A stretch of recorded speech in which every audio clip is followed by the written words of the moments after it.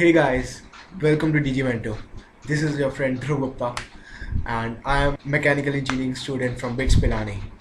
I am currently in first year. So यार last year की journey बहुत अच्छी रही थी. मैं हाफ ईयर मेरा निकला था एंट्रेंस एग्ज़ाम्स देने में और बचा हाफ ईयर कॉलेज के एक्सपीरियंस बहुत अच्छे थे. तो यार फर्स्ट हाफ की बात करते हैं. तो फर्स्ट हाफ में मैंने सारे एंट्रेंस एग्जामिनेशन दिए थे. BITSAT, JEE Mains, JEE advance सारे क्लियर करे थे मैंने. तो यार उनमें काफ़ी अच्छा रिजल्ट आया था. और वो रिजल्ट आने का रीज़न ये था कि मैंने 2 साल बहुत अच्छे से मेहनत करी थी.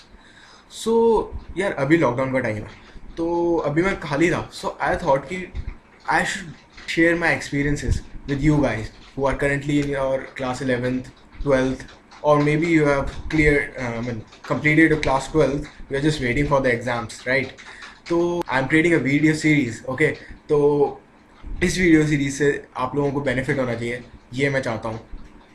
अच्छा यार, वीडियो में आगे जाने से पहले मैं ये बता दूं कि इस वीडियो के जो आगे के कंटेंट्स हैं वो सारे कुछ मैंने अपने मतलब लास्ट ईयर बनाए थे, अपने एग्ज़ाम्स ख़त्म होने के बाद एंड बिफोर मेरे कॉलेज स्टार्ट होते हैं, मतलब काउंसलिंग का जो टाइम होता है ना उस वक्त बनाए थे मैंने ये वीडियोस.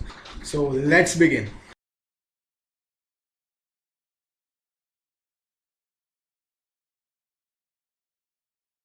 दोस्तों, जो आप एग्ज़ाम के लिए एस्पायर कर रहे हो उसमें कंपटीशन टफ है, ये समझ लो. डराऊंगा नहीं बट रियल टाइम सिनेरियो बताऊंगा कि मतलब अप्रॉक्स 11 लाख बच्चे बैठते हैं जेई मेंस के लिए, 2.5 लाख बच्चे सिलेक्ट होते हैं और फाइनली एडवांस के बाद 15,000 बच्चे सिलेक्ट होते हैं. तो कंपटीशन तो टफ है और वही बच्चा सिलेक्ट होगा जो हार्ड वर्क करने के लिए बिल्कुल रेडी है और करेगा, हार्ड वर्क खूब मेहनत करेगा, उसी का सिलेक्शन होगा. लेकिन क्या सिर्फ हार्ड वर्क ही है जो कि मतलब अच्छी रैंक दिला देगा हमें? तो आंसर है नहीं. देखो यार, ये सोचो कि मतलब सपोज टॉप 1000 की बात करते हैं, तो क्या टॉप 1000 में मतलब जो बच्चे हैं उनकी मेहनत में कोई बहुत ज़्यादा फ़र्क नहीं होता.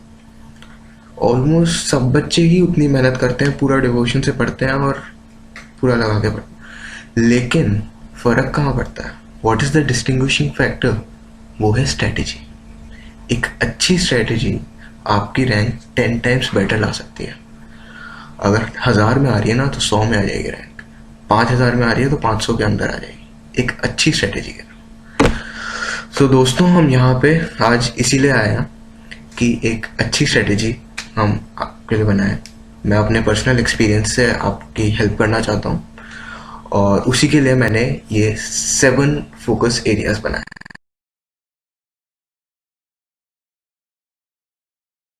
तो यहाँ आप देख सकते हैं कि मैंने 7 पॉइंट्स बनाए हैं आपके लिए.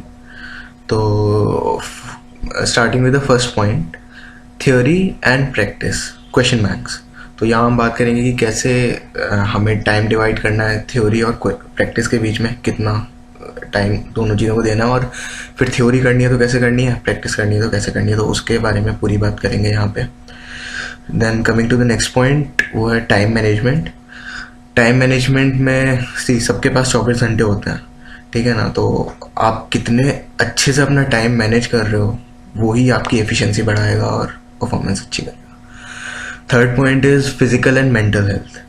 तो this is the one of the most important point according to me, क्योंकि हेल्थ ही है जो कि मतलब पढ़ाई सब करते हैं, आपकी बहुत अच्छी मेहनत को भी अगर आपकी हेल्थ अच्छी नहीं है तो सारी मेहनत बेकार है. फिर फोर्थ पॉइंट है अवॉइड डिस्ट्रैक्शंस. तो डिस्ट्रैक्शंस अवॉइड करो. डिस्ट्रैक्शन कैन बी, इसमें हम मतलब बात करेंगे कि वेरियस टाइप्स ऑफ डिस्ट्रैक्शन और कैसे उसे अवॉइड किया जाए. फिर coming to the another important point, revision. Revision वाला पॉइंट बहुत ही अच्छा पॉइंट है. कैसे चीज़ें रिवाइज करनी है, मतलब रिवीजन का प्रोसेस आपका उस दिन स्टार्ट हो जाता है जिस दिन आपने टॉपिक ख़त्म किया है और उसके बाद वो चलता रहेगा एंड तक. Then coming to the next point, how to attempt paper. Very important point. इसमें हम बात करेंगे कैसे आप पेपर को अटेम्प्ट करें और ज़्यादा से ज़्यादा स्कोर कर पाएँ, उसकी स्ट्रेटेजी है. उतनी नॉलेज के साथ आप ज़्यादा मतलब अपनी 100% कैसे दें पेपर में, वो है. तो उसके बारे में बात करेंगे इसमें. फिर paper analysis. Paper analysis is very important. वो कैसे करना है उसकी बात इस पॉइंट में होगी. कि क्योंकि वही चीज़ है जो कि आपको हेल्प करेगी अगले एग्ज़ाम में बेटर परफॉर्म करने में, और वही सबसे ज़्यादा इम्पोर्टेंट चीज़ है। तो बिना टाइम वेस्ट करे पहले पॉइंट से स्टार्ट करते हैं। तो देखो, जेई के पेपर में तीन सब्जेक्ट आते हैं, फिजिक्स, केमिस्ट्री, मैथ्स, और तीनों सब्जेक्ट का इक्वल वेटेज होता है, ठीक है ना। तो आपको तीनों में ही अच्छा परफॉर्म करना है अगर आपको अच्छी रैंक लानी है। तो अच्छा परफॉर्म तीनों में करना है तो तीनों को पढ़ना होगा, तीनों को इक्वल टाइम देना होगा, ठीक है ना। इट डज़ नॉट मैटर कि आपको क्या पसंद है और क्या नहीं पसंद है, तीनों को इक्वल टाइम देना होगा। हाँ, कैसे कम पसंद सब्जेक्ट को भी ज़्यादा पढ़ना है और कैसे ज़्यादा पसंद सब्जेक्ट को भी लिमिट करना है, उसमें मैं आपकी हेल्प करूँगा। So first we try to understand कि थ्योरी और प्रैक्टिस का रेशियो क्या है तीनों सब्जेक्ट्स के लिए। तो स्टार्टिंग विद फिज़िक्स में अगर हम देखें यहाँ पे, तो थ्योरी और प्रैक्टिस दोनों का इक्वल है, मतलब 50% दोनों चीज़ें इक्वल प्रोपोर्शन में रिक्वायर्ड है। जितनी थ्योरी रिक्वायर्ड है उतनी प्रैक्टिस रिक्वायर्ड है। कैसे करनी है वो अभी बात करते हैं उसकी। कमिंग टू केमिस्ट्री में अगर आप यहाँ पे देखें तो practice is less important and theory is more important. मैं ये नहीं कह रहा कि प्रैक्टिस इंपॉर्टेंट नहीं है, इंपॉर्टेंट है, but theory is more important. यहाँ पे देखिए 60% थ्योरी और 40% प्रैक्टिस, तो उस रेशियो को मेंटेन करना ज़रूरी है। If you talk about physical, वहाँ थोड़ी प्रैक्टिस ज़्यादा चाहिए, और इनऑर्गेनिक ऑर्गेनिक में थ्योरी बहुत चाहिए, लेकिन प्रैक्टिस भी चाहिए, बिना प्रैक्टिस के कुछ नहीं होगा। Coming to the third subject, mathematics में आप देखें तो 70% प्रैक्टिस एंड 30% थ्योरी।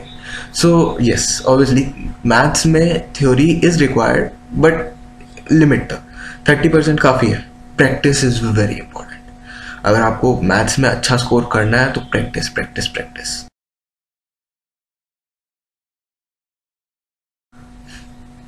तो ये तो बात हो गई रेशियो की, थ्योरी वर्सेस प्रैक्टिस।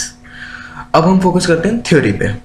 तो थ्योरी के हमारे पास दो इम्पॉर्टेंट सोर्सेज हैं, दो मोस्ट इम्पॉर्टेंट सोर्सेज हैं। वो है पहला एनसीईआरटी, दूसरा क्लास नोट्स। एनसीईआरटी की अगर हम बात करें तो केमिस्ट्री के लिए इट इज़ बाइबल, मतलब 4 किताबें हैं, 2 11th की, 2 12th की केमिस्ट्री की। वो अगर वो कर ली तो मेंस पूरा हो गया केमिस्ट्री, और एडवांस भी समझ लो 50-60% तो हो गया सिर्फ एनसीईआरटी से ही। लेकिन एनसीईआरटी की 4 किताबें। अगर हम बात करें मैथ्स की तो for theory I won't advise NCERT. Physics की बात करूँ तो हाँ, कुछ थ्योरेटिकल टॉपिक्स हैं जैसे कि मॉडर्न फिज़िक्स, उनको आप पढ़ सकते हो एनसीईआरटी से, और एग्ज़ाम से पहले पढ़ लो, स्कूल के एग्ज़ाम से पहले, that's enough. Coming to class notes, तीनों के लिए बहुत इंपॉर्टेंट है। ये हो गया। अब हम बात करते हैं वो 4 एनसीईआरटी बुक्स हमें केमिस्ट्री कैसे पढ़नी है, या मतलब कभी भी थ्योरी पढ़ रहे हैं तो कैसे पढ़ना है। तो इनऑर्गेनिक के लिए मैं बताता हूँ, वही चीज़ आप सबके लिए अप्लाई कर सकते हो। तो सपोज़ मैंने कुछ पढ़ा एस ब्लॉक या कुछ भी, तो पढ़ने के लिए मैं अपना प्रोसेस डिफाइन कर रहा हूँ 3 Rs, ठीक है। तो फर्स्ट R इज़ रीड, जो भी चैप्टर है, जैसे एस ब्लॉक है तो सबसे पहले पढ़ना स्टार्ट करो। पहला पेज पढ़ा, दूसरा पेज पढ़ा, 2 पेज पे रुक जाओ, 2 पेज पढ़ लिया, किताब बंद करो। अब रिकॉल करो, दैट्स अ सेकेंड R।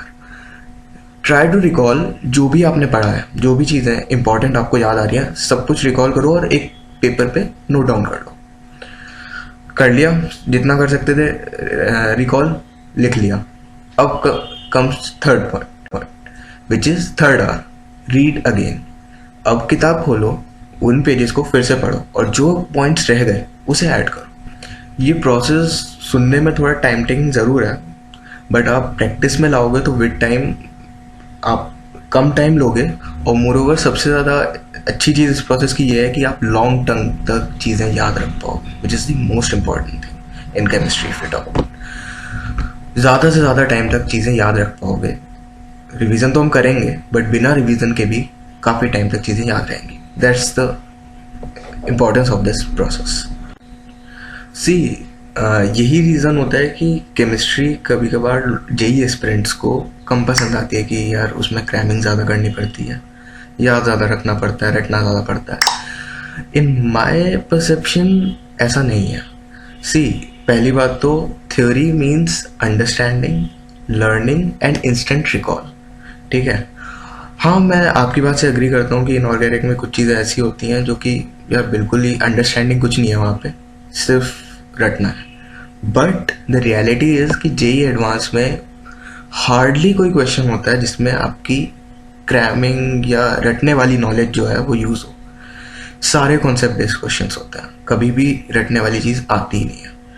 बहुत एक दो कॉन्सेप्ट्स ही हैं या एक्सेप्शंस हैं जो कि आपको याद रखने पड़ते हैं। एडवांस में एक्सेप्शंस नहीं आते ज़्यादा, कुछ स्टैंडर्ड उनके हैं, वही वो हर साल पूछते हैं। तो वो आप पास्ट ईयर के पेपर्स जो मैं बहुत इंपॉर्टेंट है मैं कहता हूँ, वो अगर आप कर लेते हो तो आप समझ जाओगे क्या एक्सेप्शंस हैं जो उन्हें पसंद है।